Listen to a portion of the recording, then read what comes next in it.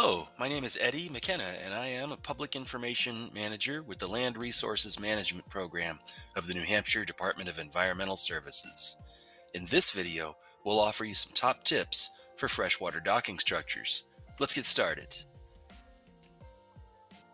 Stairs to docks can be constructed without a wetlands permit if they are no wider than 6 feet, are constructed over the bank in a manner that does not require regrading or recontouring of land, and avoid extending over or under water.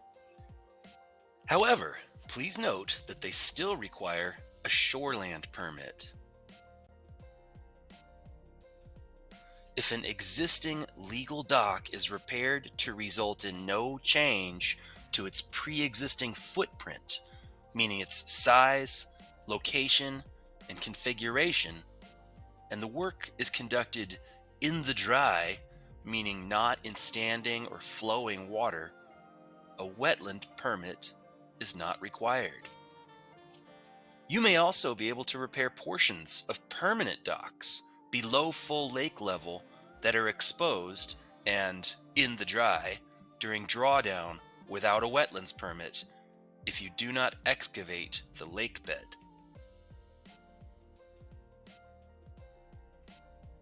Any repair work impacting legal, permanent docking structures in the wet, meaning while the impact area is submerged, including repairs to cribs, piles, and all other underwater support structures, requires wetlands permitting, unless the structure has a valid registration under State Statute RSA 482A and the registration number is on the dock.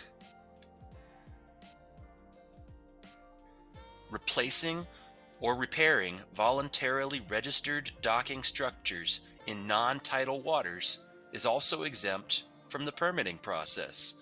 These voluntary registrations may help you save time and money. Voluntary registrations can be done on paper or completely paperless, and they are valid for 5 years.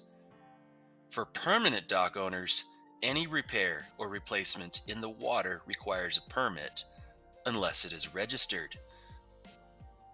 By registering your existing non-tidal structure at a lower cost, you exempt them from requirements to obtain repair or replacement permits for 5 years or until the property changes owners. This registration option is also comparatively easier than other wetlands permitting. Once you register, you can repair or replace your structure in kind anytime before your registration expires. For seasonal dock owners, your registering helps bring you into compliance with state law on structures in public waters. Many owners have simply maintained what was on the property when they bought it. Some lack documentation proving their dock was ever legally constructed.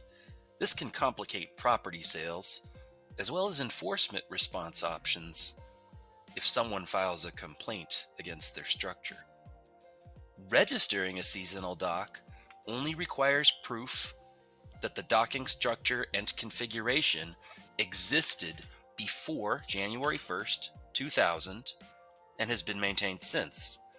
This is much easier than proving the structures were in place before the original seasonal structure jurisdiction date of September 4th, 1978.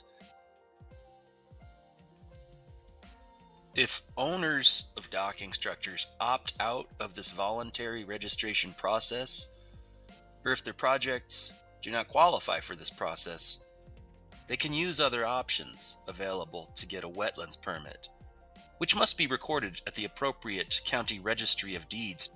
For example, you can repair or replace docks using a permit by notification form if your project meets all criteria described in the checklist and form.